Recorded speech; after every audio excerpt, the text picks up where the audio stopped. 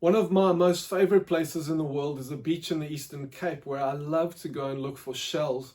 It's a pastime I inherited from my family, and the prize of all shells to find was always a Dresden. I was on this beach that one day I decided I would not leave until I found a Dresden. And after a long time, I eventually found my first Dresden.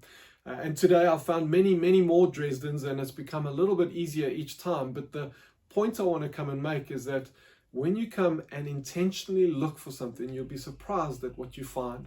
It's off the back of Wally's story on Sunday, where he shared about going for a swim in the sea in Mauritius and deciding he's going to be looking for fish as he swims, and he was surprised at how many fish he found. And then he decided to go back and to look for shells as he's swimming, and was surprised at how many shells he found. And then he decided to go back again, but this time to look for fishing lures that had been lost on the reef there. And he went back looking for them, and he was surprised at how many lost lures he found. And so the point I'm making is just around the practice of looking for something intentionally.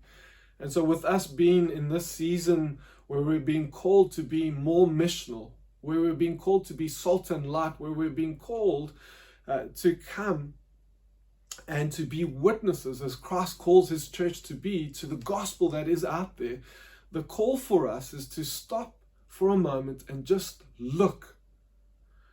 And so when we consider our salt roots, the salt roots of our lives, whether it's the workspace we're in, the friends or the family that we have, the neighbors that are around us, or the school run and the parents that we watch sport games with next to us, or whether it's the shops we go to or the garage that we go to on a regular basis, there are people that we come across on an ongoing basis.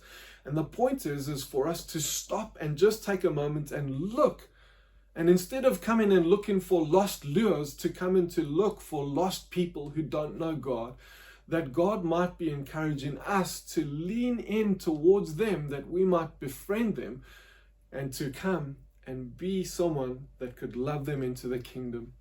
And so that's what the call is here for us, is to take a moment and just consider the rhythms of our lives, the people that we see on an ongoing basis, and to intentionally look and see who God might be calling us to lean in towards.